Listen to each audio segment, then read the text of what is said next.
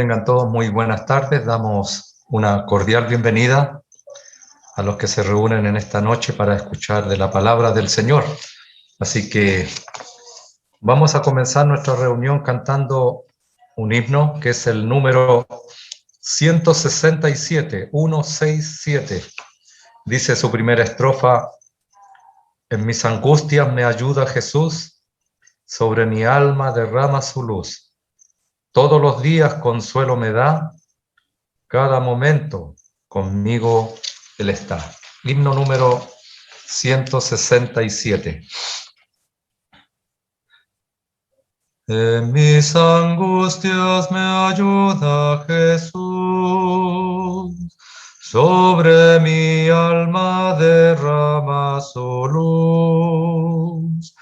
Todos los días consuelo me da, cada momento conmigo Él está. Cada momento me guarda, Señor, cada momento en tu gracia y tu amor. Vida abundante yo tengo en ti, cada momento tú vives en mí. Voy ante el trono de gracia con fe. Oye mi voz y mis lágrimas ve. Cristo Jesús en los cielos allí, cada momento se acuerda de mí. Cada momento me guarda, Señor, cada momento en tu gracia y tu amor. Vida abundante yo tengo en ti, cada momento tú vives en mí. Cristo es mi roca, mi libertador. Él es mi escudo, mi gran defensor. En mi conflicto al Señor miraré, cada momento y salvado seré. Cada momento me guarda, Señor, cada momento en tu gracia y tu amor. Vida abundante yo tengo en ti, cada momento tú vives en mí. Bien, antes de continuar nuestra reunión, vamos a pedir a un hermano en comunión que pueda encomendarnos al Señor para continuar con esta reunión. Oremos, hermanos, por favor.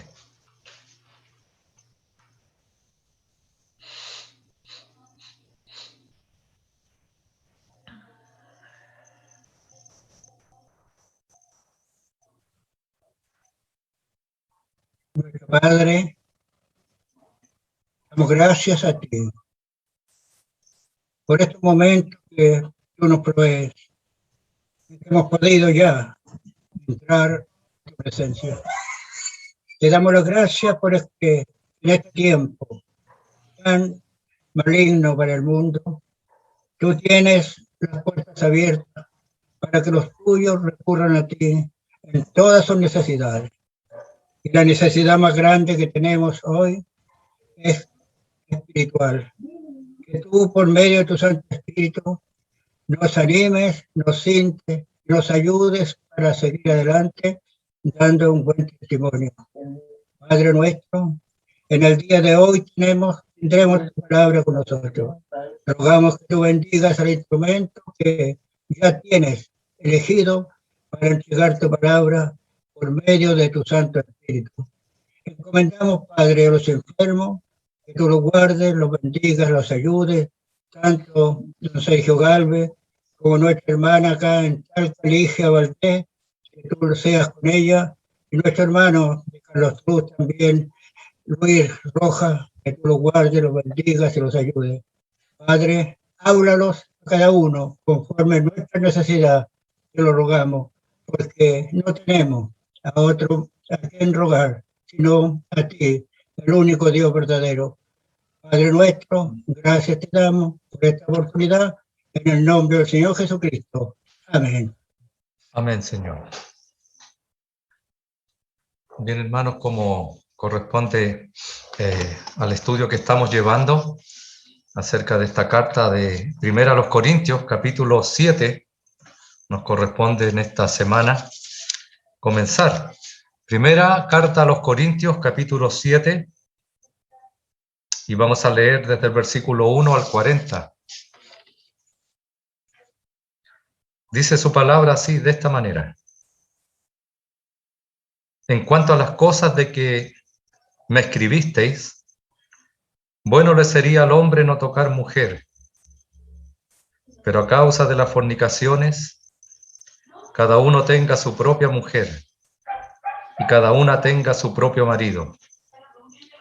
El marido cumpla con la mujer el deber conyugal, y asimismo la mujer con el marido.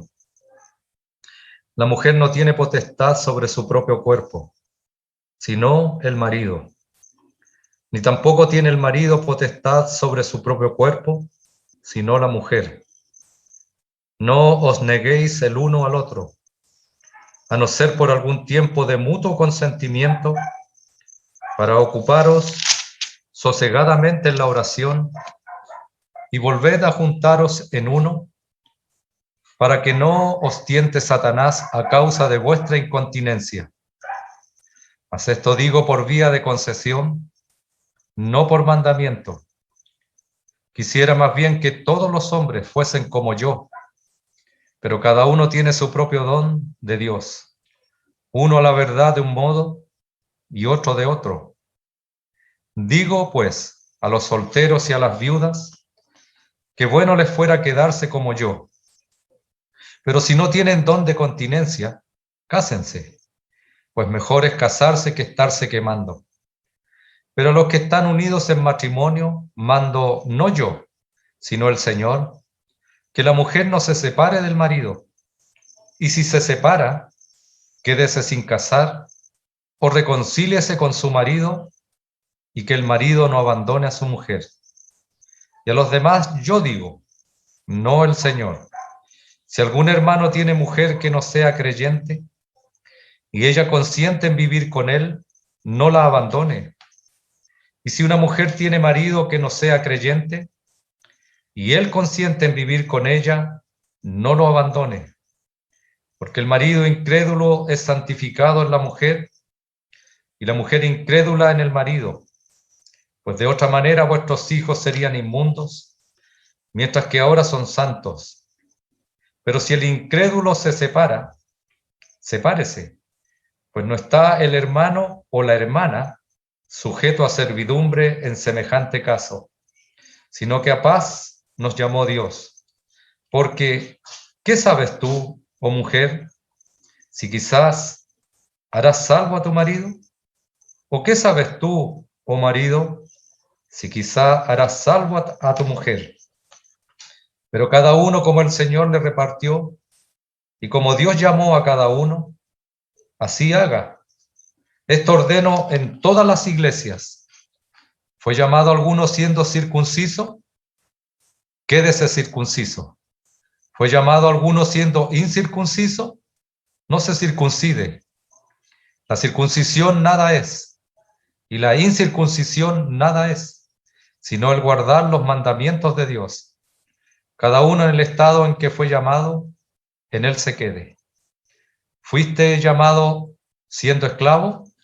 No te dé cuidado, pero también, si puedes hacerte libre, procúralo más. Porque el que en el Señor fue llamado siendo esclavo, liberto es del Señor. Asimismo, el que fue llamado siendo libre, esclavo es de Cristo. Por precio fuisteis comprados. No os hagáis esclavos de los hombres. Cada uno, hermanos, en el estado en que fue llamado, así permanezca para con Dios. En cuanto a las vírgenes, no tengo mandamiento del Señor, mas doy mi parecer, como quien ha alcanzado misericordia del Señor para ser fiel. Tengo, pues, esto por bueno a causa de la necesidad que apremia, que hará bien el hombre en quedarse como está. ¿Estás ligado a mujer? No procures soltarte. ¿Estás libre de mujer? No procures casarte. Mas también si te casas, no pecas. Y si la doncella se casa, no peca. Pero los tales tendrán aflicción de la carne, y yo os la quisiera evitar. Pero esto digo, hermanos, que el tiempo es corto. Resta, pues, que los que tienen esposa sean como si no la tuviesen, y los que lloran como si no llorasen, y los que se alegran como si no se alegrasen, y los que compran como si no poseyesen, y los que disfrutan de este mundo como si no lo disfrutasen, porque la apariencia de este mundo se pasa. Quisiera pues que estuvieseis sin congoja. El soltero tiene cuidado de las cosas del Señor, de cómo agradar al Señor, pero el casado tiene cuidado de las cosas del mundo, de cómo agradar a su mujer. Hay asimismo diferencia entre la casada y la doncella. La doncella tiene cuidado de las cosas del Señor para ser santa así en cuerpo como en espíritu, pero la casada tiene cuidado de las cosas del mundo, de cómo agradar a su marido. Esto lo digo para vuestro provecho, no para tenderos lazo, sino para lo honesto y decente, y para que sin impedimento os acerquéis al Señor.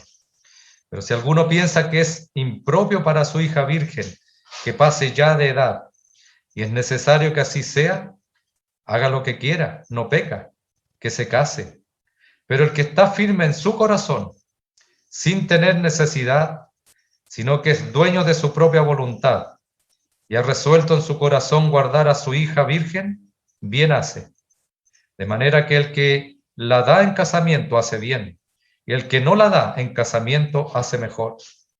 La mujer casada está ligada por la ley, mientras su marido vive, pero si su marido muriere, libre es para casarse con quien quiera, con tal que sea en el Señor.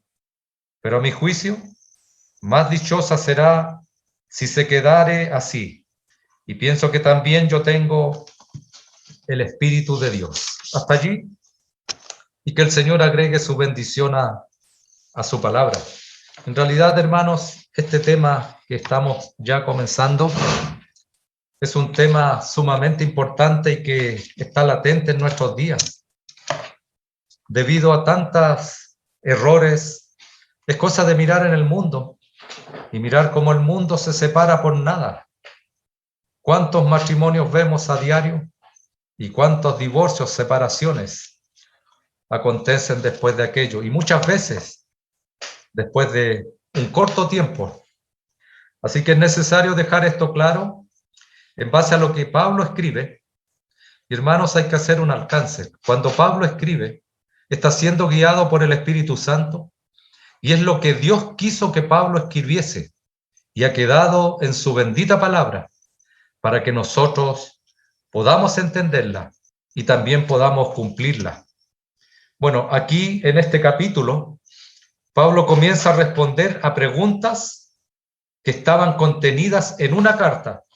Dice el versículo 1, en cuanto a las cosas de que me escribisteis, y allí Pablo comienza a dar sus razones y a responder aquellas preguntas que los hermanos de Corinto le habían hecho. Esta era una carta que él había recibido de estos hermanos, y en realidad las preguntas abarcaban una diversidad de temas, como lo hemos visto en los 40 ya versículos. Aquí en el capítulo 7 es acerca del matrimonio. El apóstol no está escribiendo, en realidad, hermano, esto no es un tratado que Pablo escribe acerca del matrimonio. No es un estudio acerca de lo que es el matrimonio, sino que es lo que los corintios habían escrito por medio de una carta en base a estas situaciones que ellos estaban viviendo. Él está respondiendo a preguntas formuladas en esta carta. Eso es lo que está haciendo Pablo.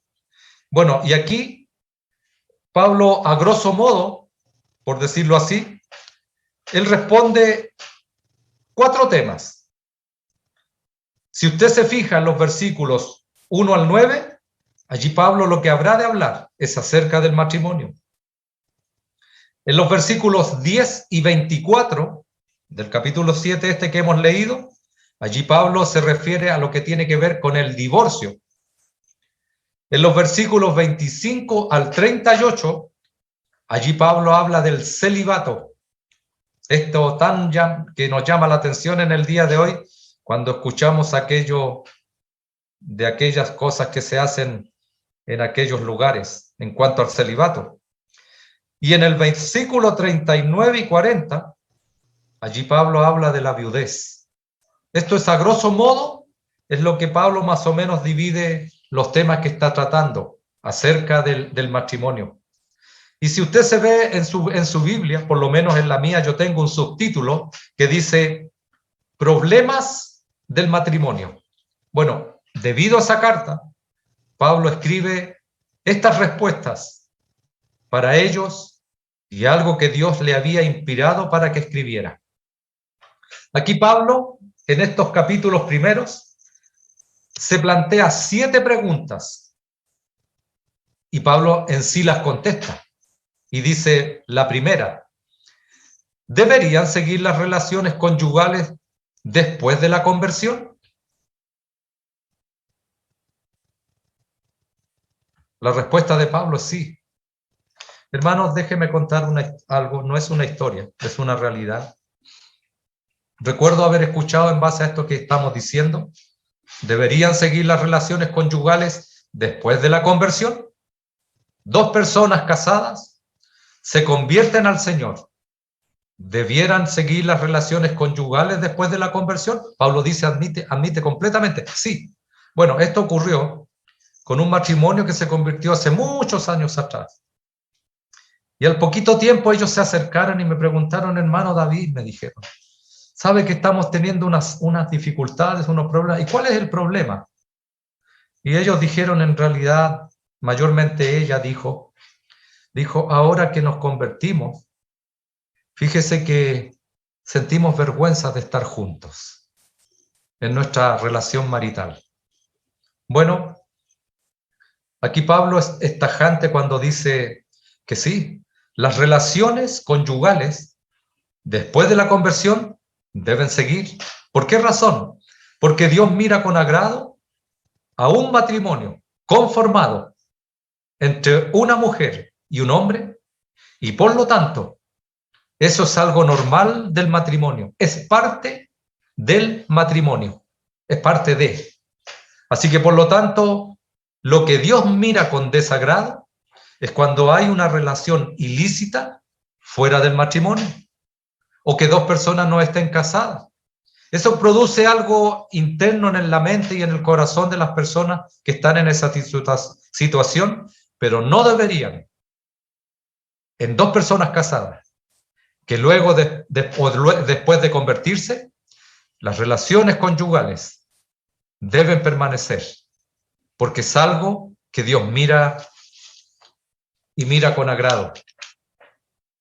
La segunda pregunta que Pablo se hace y contesta, dice, ¿deberían casarse los solteros?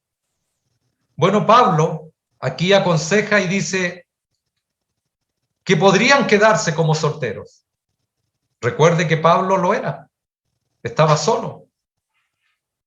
La tercera pregunta que Pablo también hace dice, y esto es sumamente importante entenderlo, hermanos, ¿es permitido el divorcio para los cristianos? Pablo inmediatamente dice no. No deben divorciarse dos personas casadas. ¿Es permitido el divorcio para los cristianos? Mire, hermanos, yo sé que pululan muchas ideas. Y tal vez hay hermanos que están cediendo, tal vez a la presión esta, y de las cosas legales o lo que tiene que ver con la ley. Pero en la Biblia no aparece aquello. Aunque el mundo comience a presionar y a presionar, aunque el mundo sin Cristo, apruebe las leyes de divorcio, apruebe aquellas cosas, la palabra de Dios en ningún momento aprueba que un creyente, un cristiano o una cristiana pueda divorciarse. Dejamos bien claro esta palabra, divorciarse. Ningún creyente puede divorciarse. La cuarta pregunta que Pablo hace dice, ¿debería mantenerse el vínculo matrimonial cuando uno de los cónyuges se convierte? Bueno, Pablo dice que sí, y eso habremos de desglosarlo a medida que vayamos mirando los versículos que hemos leído. La quinta pregunta que Pablo hace, en base a que si la conversión significa un cambio moral y espiritual, ¿esto demanda un cambio externo de estado social? No, es lo que dice Pablo. Eso lo vemos en los versículos 17 y 24 que habremos de ir desglosando. La sexta pregunta que Pablo hace y contesta, a la vista de la necesidad que apremia, ¿sería mejor no casarse? Dice. Bueno, Pablo dice sí, es lo que hemos ya leído. Y la séptima pregunta dice, ¿puede volver a casarse una viuda cristiana o un viudo cristiano? Versículos 39 y 40. Y Pablo admite y dice por medio de su palabra que sí, pero agrega, en el Señor, aunque mejor será si no vuelve a casarse. Es decisión del hermano o de la hermana. Por supuesto que lo puede hacer, siempre y cuando sea en el Señor. En base a estas 7 preguntas y lo que hemos mirado, podemos pasar a mirar lo que ya Pablo ha escrito en base a esa carta que les demandaba de aquellos hermanos para corregir aquellas cosas y aquellas cosas que estaban tal vez minando porque no se entendían bien. Hay que tomar en cuenta, hermanos, que la asamblea de Corinto tenía un trasfondo que tal vez marcaba en sus vidas cristianas. Recuerde que esta ciudad de Corinto, donde Pablo llegó con el Evangelio, era una ciudad en lo moral muy malvada. Era famosa por su inmoralidad y bajeza. En realidad, allí se decía una expresión en esos tiempos que era corintizar. En realidad, esa palabra significaba vivir en libertinaje de ebriedad e inmoralidad.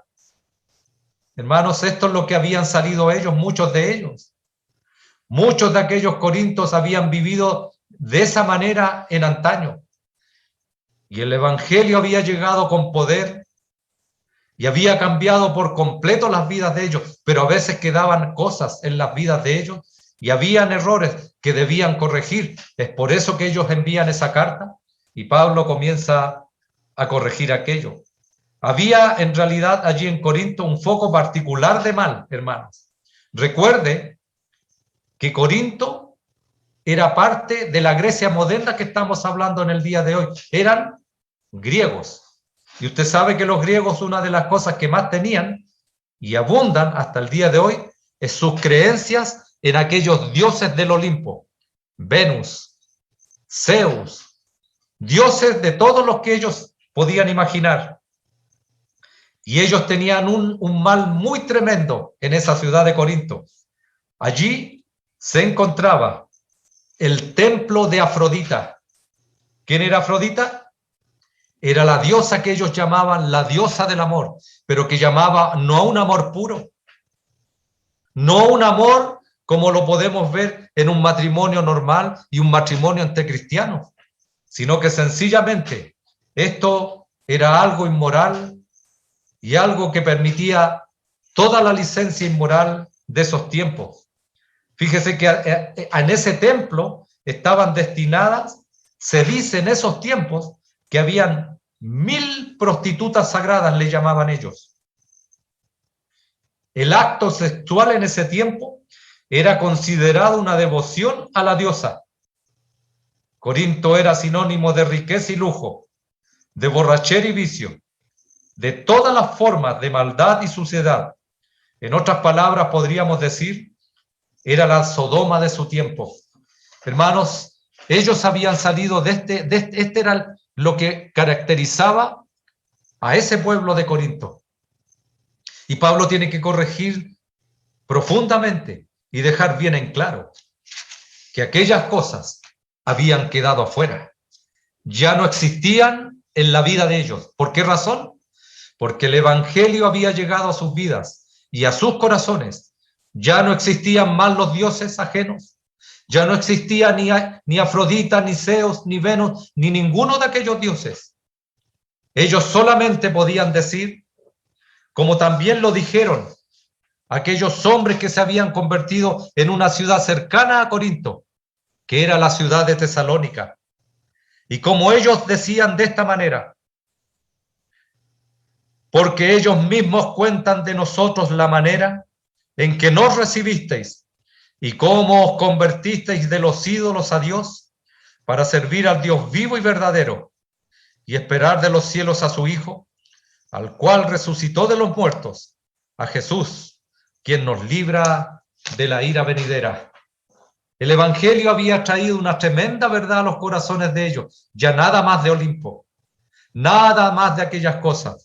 Pero Pablo tenía que corregir aquellas cosas que estaban tal vez minando a aquella asamblea. Basta recordar ya lo que hemos leído y hemos visto en el capítulo 5, aquel caso de inmoralidad, y aquello que vimos también en el capítulo 6 en cuanto al tema de la fornicación.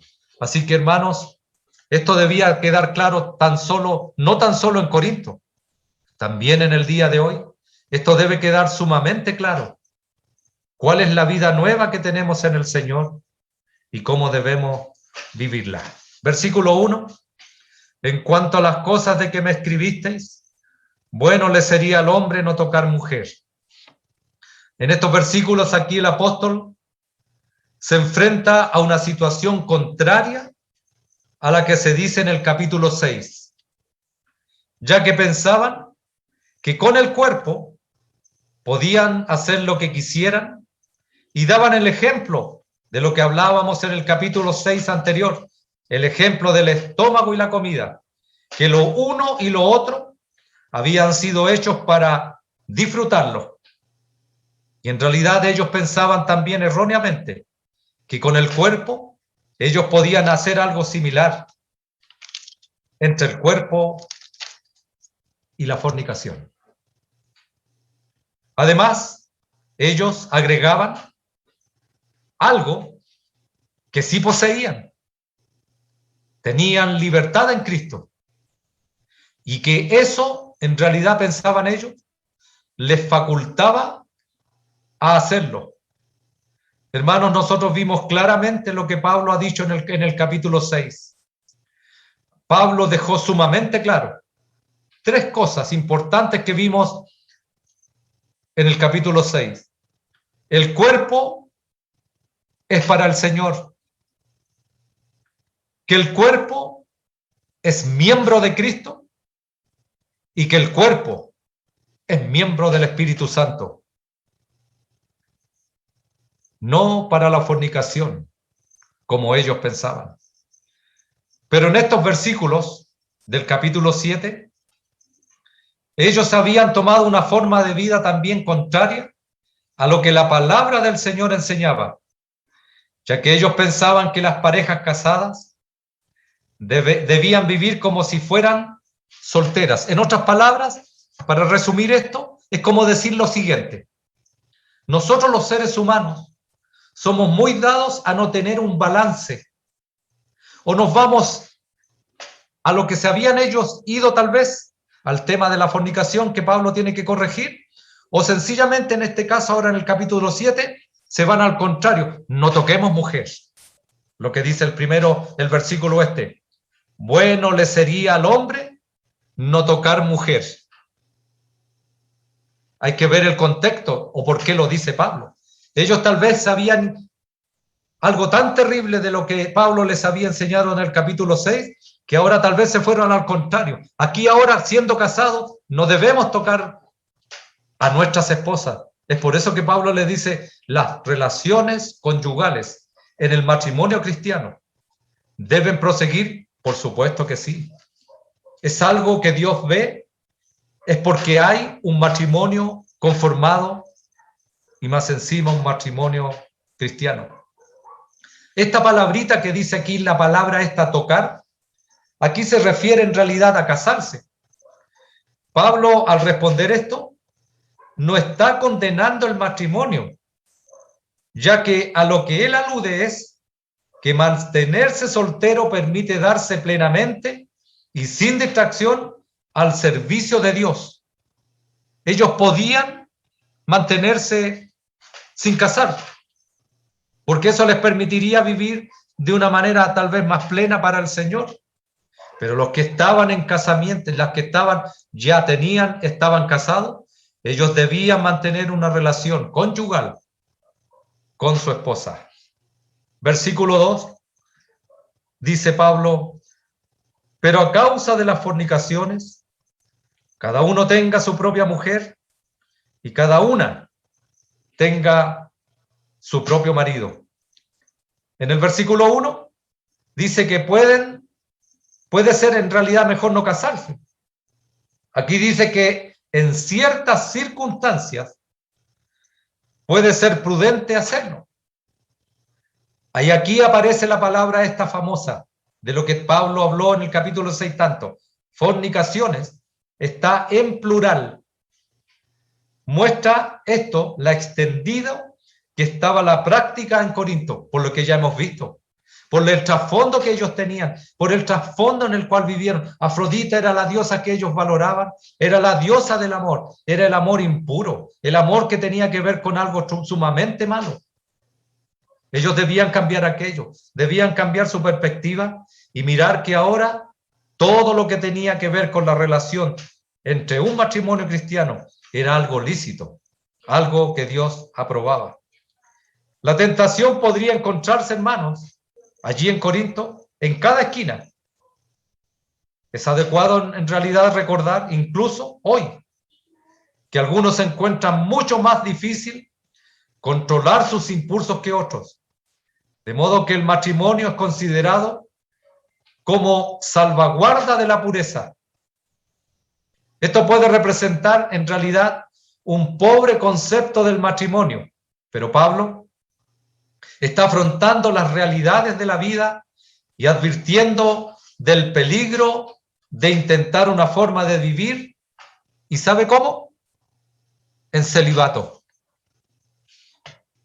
Si alguien aquí en esta audiencia no entiende lo que significa el celibato, es lo que sencillamente hacen los sacerdotes o curas, y que ellos piensan que pueden vivir una vida sin casarse porque así Dios lo demanda. Tienen una confusión tremenda.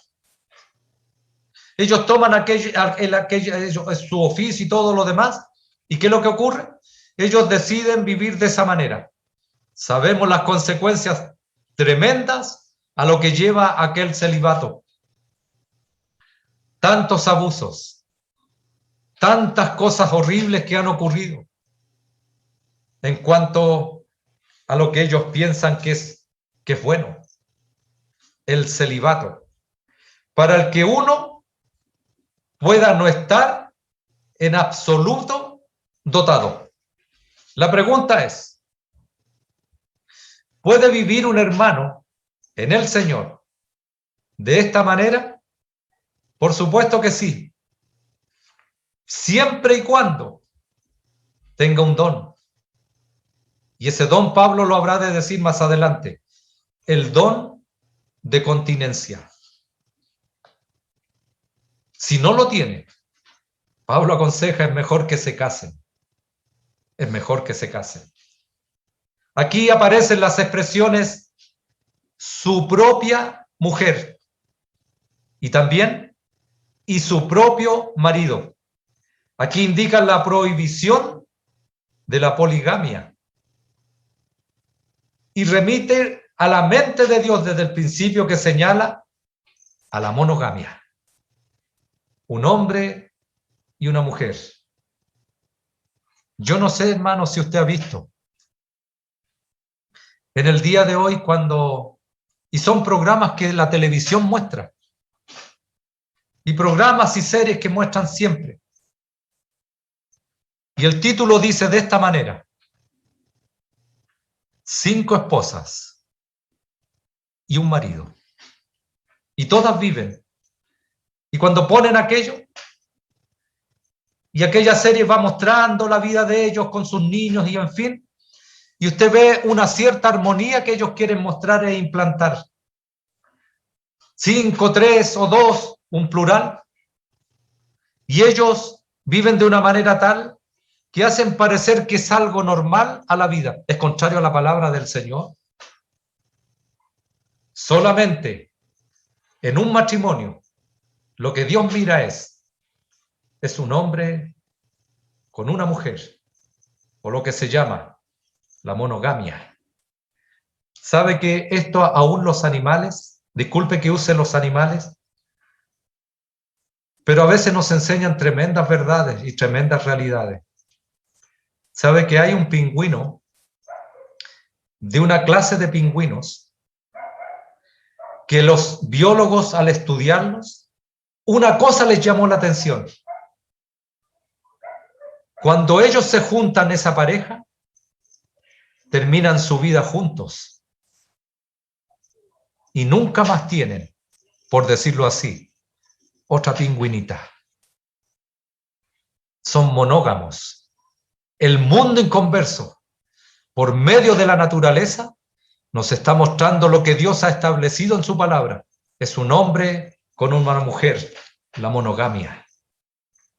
Versículo 3 dice, el marido cumpla con la mujer el deber conyugal y asimismo la mujer con el marido. Pablo ha dicho en el primer versículo, las relaciones conyugales en el matrimonio cristiano deben permanecer, por supuesto que sí.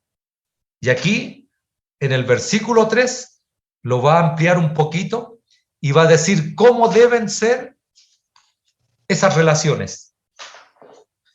Este pasaje, hermanos, es un pasaje delicado, en el que Pablo pasa a considerar las responsabilidades del matrimonio. Este versículo tiene a la vista los derechos conyugales de parte y parte, lo que Éxodos 21 y versículo 10 dice. Leámoslo mejor. Éxodo capítulo 21 y versículo 10.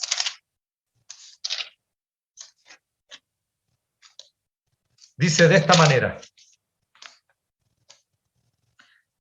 si tomare para él otra mujer, no disminuirá su alimento, ni su vestido, ni el deber conyugal. No disminuirá. Es el deber conyugal que él tiene.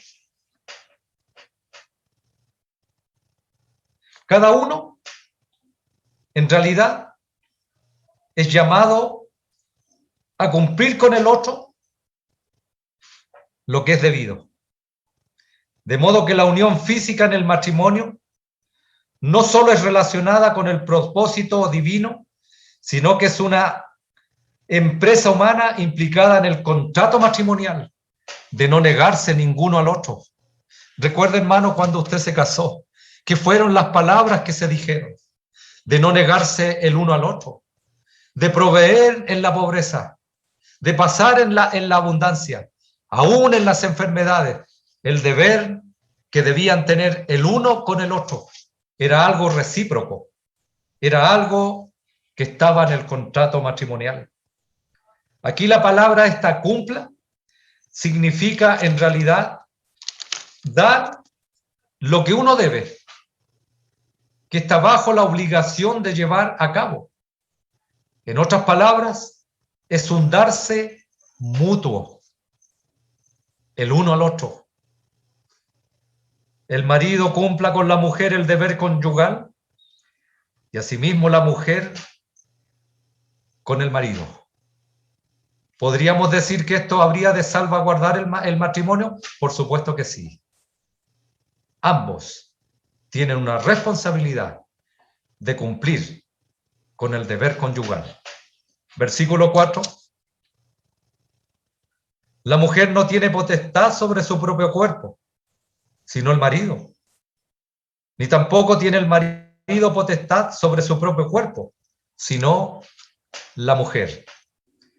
Aquí el apóstol les pone ahora el principio que gobierna la práctica de los derechos conyugales. Dice que la esposa ha cedido a su marido el derecho sobre su propio cuerpo. Ella ha dado su cuerpo a él. Asimismo, el marido ha cedido su derecho sobre su propio cuerpo. Lo ha dado a ella. Es muy llamativo, hermanos, observar esta cuestión de la responsabilidad recíproca. Es algo que debe quedar sumamente claro. El cuerpo de ella le pertenece a su marido y el cuerpo de su marido le pertenece a él. Tanto el esposo como la mujer han transferido esta autoridad o potestad sobre sus cuerpos de manera igual, el uno y el otro. El uno al otro. Esta obligación es mutua. En el matrimonio cesa la posesión separada del cuerpo. A este respecto se destaca la igualdad de los sexos. Cada uno tiene un derecho exclusivo sobre el otro. Cada uno tiene un derecho exclusivo sobre el otro. Hermanos, aunque Pablo es el que está escribiendo en base a una carta que fue escrita de Corinto, recuerde bien, esto que fue escrito en la palabra de Dios, lo permitió Dios por medio de su Espíritu Santo para que Pablo escribiese estas verdades. Son verdades que Pablo escribió, pero eran verdades y son verdades de parte de Dios. Versículo 5. No os neguéis el uno al otro, a no ser por algún tiempo de mutuo consentimiento, para ocuparos sosegadamente en la oración y volver a juntaros en uno, para que no os tiente Satanás a causa de vuestra incontinencia. Aquí lo que el versículo 3 ha enunciado en forma positiva se repite en forma negativa. Aquí ocupa la palabra defraudar, que significa rehusar a alguien o privarle de aquello a lo que el otro tiene derecho. Mire qué importante es entender esto. En un matrimonio, el cuerpo de ella pertenece a él y el cuerpo de él pertenece a ella. Y debemos tener cuidado en cuando negamos aquello. Pablo indica ahora que puede haber ocasiones, en lo que hemos leído, en que esta abstinencia o esta abstención sea algo legítimo. Pero Pablo aquí establece 3 condiciones que deben observarse y que esto neutralizarán cualquier insistencia unilateral en la abstinencia. Me niego a mi marido. y me mantengo en esa posición, hermano, puede cometerse un tremendo error, un tremendo problema puede llevar a aquello. Ha de ser solo por algún tiempo. Esto es un breve periodo. Queda esto limitado a la duración de su ejercicio espiritual. Sienten que tal abstinencia añadirá intensidad a su súplica. Tiene que ser por mutuo consentimiento, que su cónyuge insista en abstinencia sin el consentimiento del otro. Hermanos, esto es robar al otro el derecho que le corresponde. Esto es lo que está expresando Pablo y lo que expresa la palabra del Señor. Ha de ser con un propósito espiritual. Darse a la oración con respecto a algo. Pablo da ahora una oportuna palabra de advertencia. La pareja ha de volver a juntarse. O Satanás podría aprovecharse de cualquier falta de autodominio de una de las partes afectadas. Cualquier acción que se emprenda, incluso con un propósito espiritual, si sigue más allá de los límites de la resistencia natural, podría llevar a un naufragio espiritual. Si el marido o la mujer insistieran en la abstinencia por un periodo prolongado, sin una debida consideración a las necesidades del otro, esto podría llevar a quebranto del dominio propio y probablemente al adulterio. Hermanos, no debemos olvidar algo. Satanás estaría bien dispuesto a aprovechar este punto débil.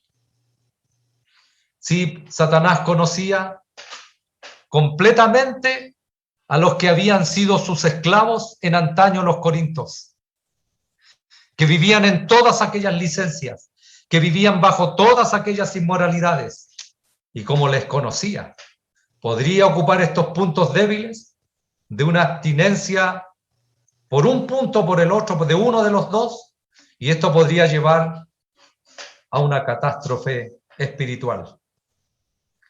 Versículos 6 y 7, Pablo dice: mas esto digo por vía de concesión, no por mandamiento. Quisiera más bien que todos los hombres fuesen como yo, pero cada uno tiene su propio don de Dios. Uno la verdad de un modo y otro de otro. Aquí el apóstol indica ahora que su propuesta de abstinencia durante un breve tiempo es una concesión sugerida en ciertas circunstancias. No es un mandamiento que debe obedecerse. Es algo mutuo. El hermano o la hermana habrán de mantener aquello bajo un mutuo consentimiento. No es un mandamiento. Es algo que ambos juntos en un matrimonio deciden. Luego pasa a declarar aquí Pablo que su deseo es que todos ellos fuesen como él mismo, como Pablo lo era y como estaba en su condición. La realidad era que él era soltero y por ello capaz de darse al servicio de Dios, aparte de las distracciones a que se ha referido más arriba. Cada creyente tiene su propio don distintivo y su propia esfera de servicio, y cada uno ha de decidir si tal don ha de ejercerse dentro del vínculo matrimonial o no. Pablo había llegado a la conclusión de que su servicio para Dios era mejor cumplido sin las restricciones impuestas por el matrimonio. Hemos de tomar nota de la delicadeza, hermanos, de la expresión de Pablo a este tema tan íntimo que hemos ya aludido. Su pureza de mente se refleja en cómo dice, con una refinada reticencia, lo que ha de ser dicho. No hay ninguna vulgaridad en esto. No hay nada que pueda ofender a un hermano o una hermana. Por el contrario, él ha tenido sumamente, ha usado de delicadeza para tocar este tema. Un tema tan nuestro, un tema tan real en nuestras vidas cristianas, que lo que tiene que ver con nuestro matrimonio. Aquí hay una total ausencia de vulgaridad y de grosería, y no se viola ninguna sensibilidad. Pablo tiene sumamente cuidado en hablar aquellas cosas, algo tan importante y tan delicado como lo es el matrimonio.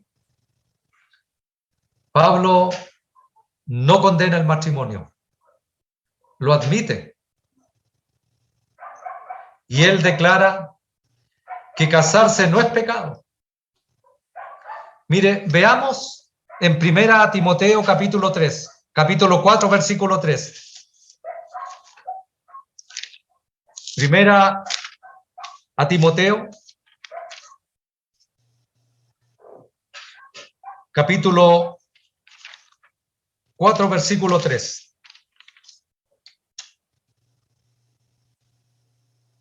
En realidad, Pablo lo que está condenando en este capítulo es a algo que el hombre desea implantar y que está totalmente equivocado y va contra de las Escrituras. Prohibirán casarse y mandarán abstenerse de alimentos que Dios creó para con acción de gracias participar, para que con acción de gracias participasen de ellos los creyentes y los que han conocido la verdad. Hombres que habrán de prohibir el matrimonio. Pablo no lo está haciendo aquello. Él da un ejemplo de su vida, pero no prohíbe el matrimonio. Pero habremos de saber, y hemos visto esto, que esto se está dando mucho, tanto al contrario de casarse y casarse con muchas personas, pero también habrán un grupo de que prohibirán casarse. Pablo dice, no es pecado casarse. En Hebreos, capítulo 13,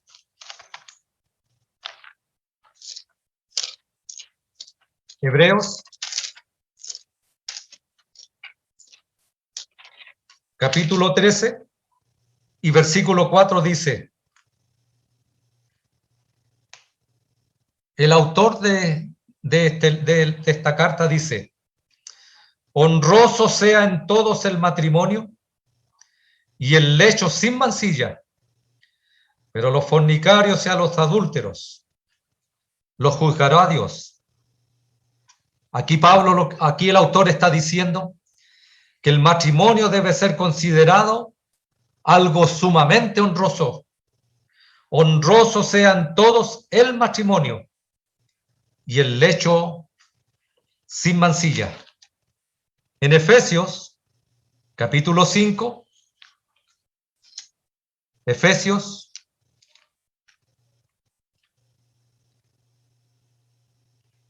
capítulo 5, versículos 31 y 32. Por esto dejará el hombre a su padre y a su madre, y se unirá a su mujer, y los dos serán una sola carne.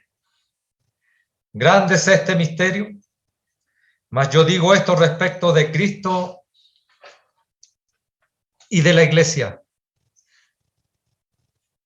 Hermanos, aquí lo que escribe sencillamente es en cuanto al matrimonio y tiene que ver que es la figura de la unión que existe entre Cristo y la iglesia. Tomado del matrimonio normal que tenemos cada uno de nosotros,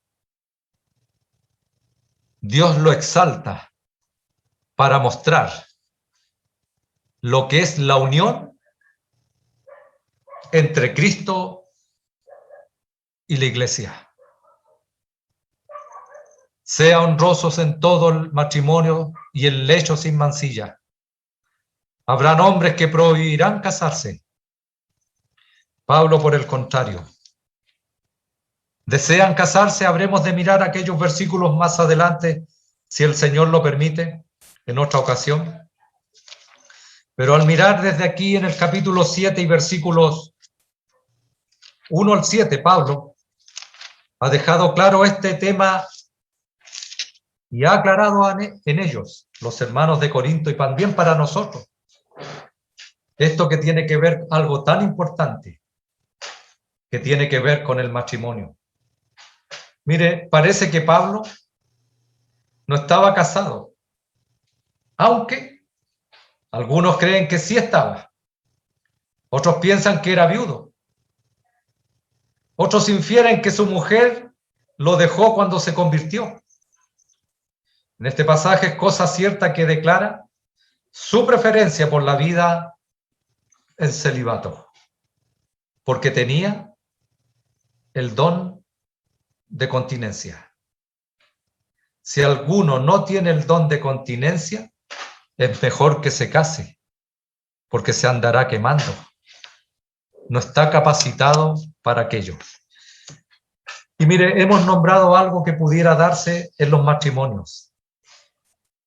¿Cuántos casos sabemos de hermanos que por el puro hecho de haberse convertido al Señor,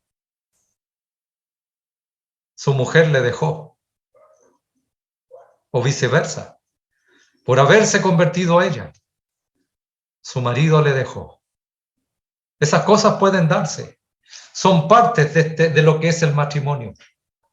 Pero en una vida cristiana, también conozco, hermanos, un hombre, un misionero de un país centroamericano, y ese hombre, su mujer lo dejó desde que él se convirtió. Él dedicó su vida al Señor y ha trabajado así por años y por años, y se ha mantenido fiel a su Señor, porque entiende lo que significa ahora. Él ha entendido lo que es un matrimonio y lo que debe respetarse. Aquí Pablo ha dejado bien en claro lo que conlleva un matrimonio cristiano. ¿Deben mantenerse las relaciones conyugales en el matrimonio cristiano? Por supuesto que sí. Es parte de lo que tiene que ver con el matrimonio. Así que, hermanos, un tema delicado, un tema que Pablo aclara, y un tema que también nos hace a nosotros, tal vez, que llevamos años ya casados, mirar lo que es nuestro matrimonio, o cómo lo estamos llevando nuestro matrimonio, cómo son nuestras relaciones. Cada cual debe saber en particular, y como se ha dicho muchas veces, y yo lo digo de esta manera, cada matrimonio es un mundo. Cada matrimonio en particular es un mundo. Cada cual debe saber cómo está ese matrimonio y cómo lo estamos llevando a cabo. Pablo no solamente se remitirá a mirar estas cosas, sino que más adelante mirará también lo que tiene que ver con la viudez, con la soltería y todas aquellas cosas. Pablo tendrá que aclararlas para que haya una forma natural y sana de vivir, ya sea casado o de manera soltera, o de que un viudo o una viuda se quede en esa condición o desee casarse. No le es pecado. Bueno, Pablo habrá de aclarar todas estas cosas en los versículos que habrán de venir a continuación. Hemos mirado desde el versículo 1 al 7 en cuanto a lo que tiene que ver con el matrimonio. Y de allí Pablo comenzará con la soltería y habrá de comenzar a aclarar aquellos puntos. Pero hermanos, esto es sensible, esto es delicado y no hay vulgaridad, no hay un libertinaje para hablar de esto, porque es algo sumamente importante, es algo que Dios le dio un valor sumamente grande a lo que llamamos el matrimonio. El matrimonio. Que el Señor bendiga su palabra. Vamos a orar, por favor.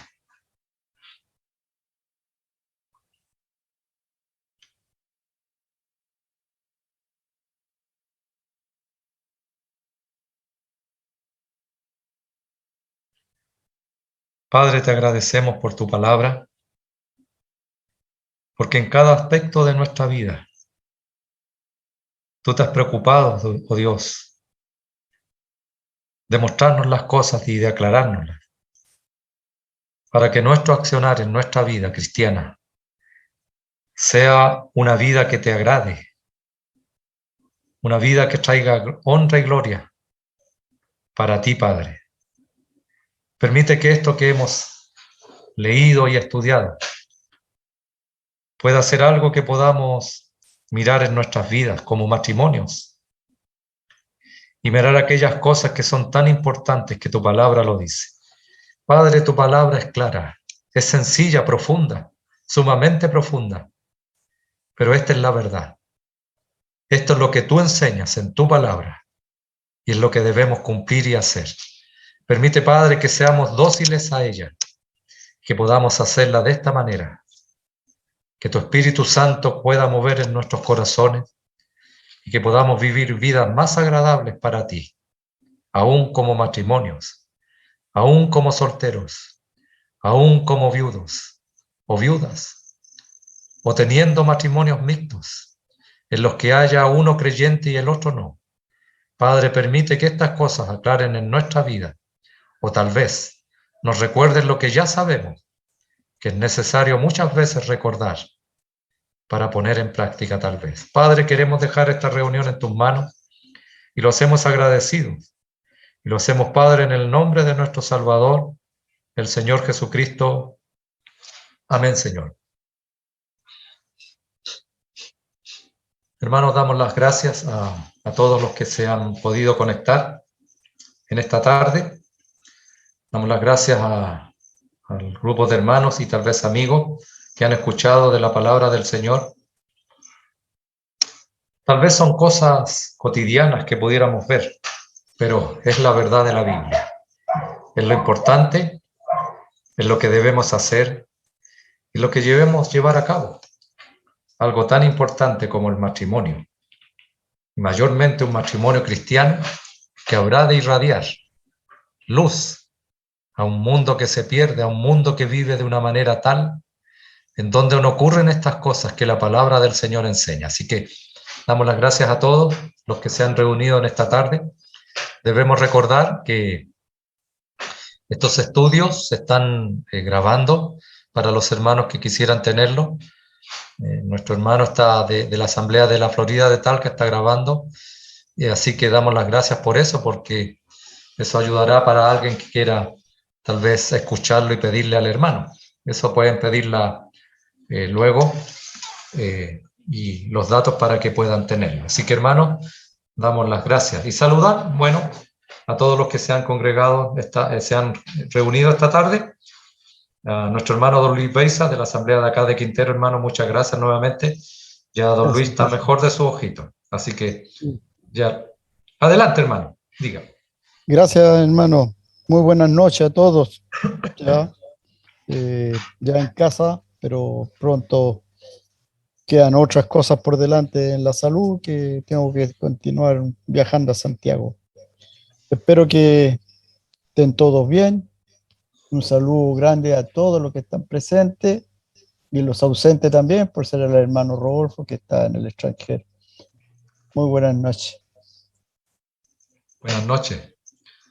Bueno, ahí está la señora y ella sabe los datos de Rodolfo, como usted dijo. Cuando ya llega el hermano, así que están esperándolo con ansia.